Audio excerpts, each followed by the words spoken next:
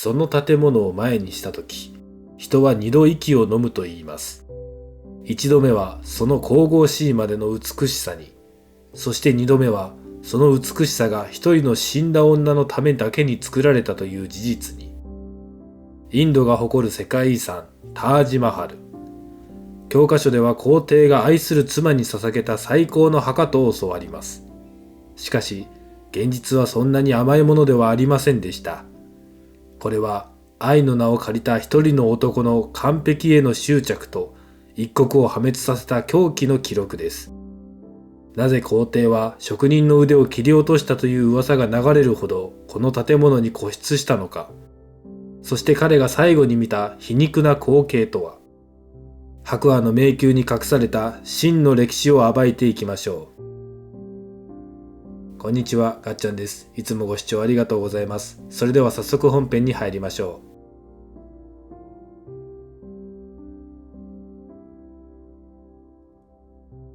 う。ムガル帝国第5代皇帝シャージャハーン。彼は妻ムムターズ・マハルを狂おしいほど愛していました。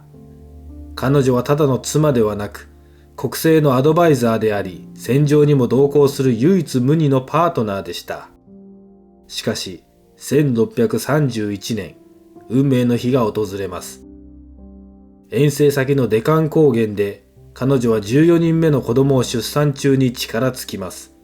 享年38歳。皇帝の絶望は周囲が恐怖を覚えるほどでした。数日間部屋に閉じこもり、食事も拒否した。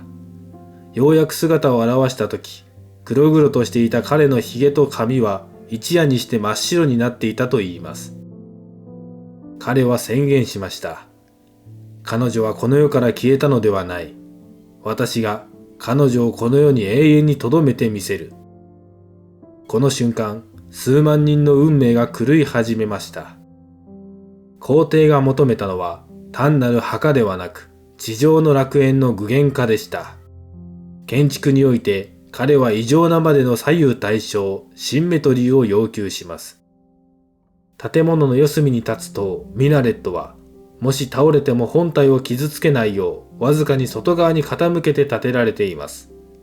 1ミリの妥協も許さない狂気の設計です。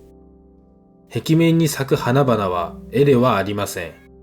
大理石を削り、そこに精密にカットされた宝石をはめ込むピエトラ・デュラという技法です。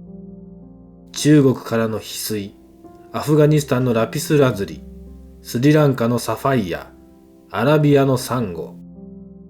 これらの調達費用と輸送費だけで、当時の国家予算は底をつきました。さらに、2万人以上の職人が22年間、この1箇所のためだけに拘束されました。近隣で飢饉が起き、何十万人が餓死している最中も、皇帝はもっと白く、もっと輝く宝石をと叫び続け、贅を尽くした大理石を運び込ませたのです。完成後、皇帝の狂気はついに限界突破をします。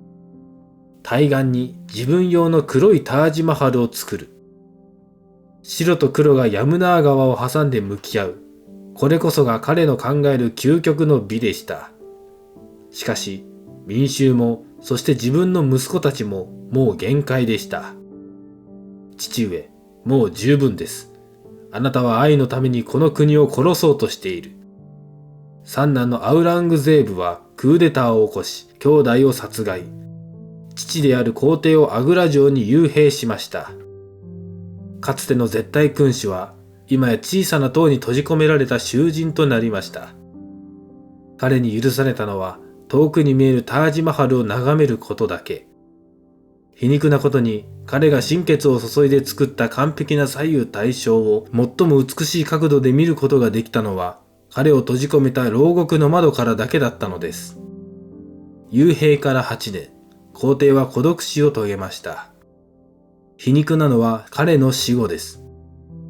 息子は父のために新しい墓を作ることを拒み、タージマハルの中に父を埋葬しました。その結果どうなったか。皇帝があれほど病的にこだわった完璧な左右対称が彼自身の棺によって永久に壊されることになったのです。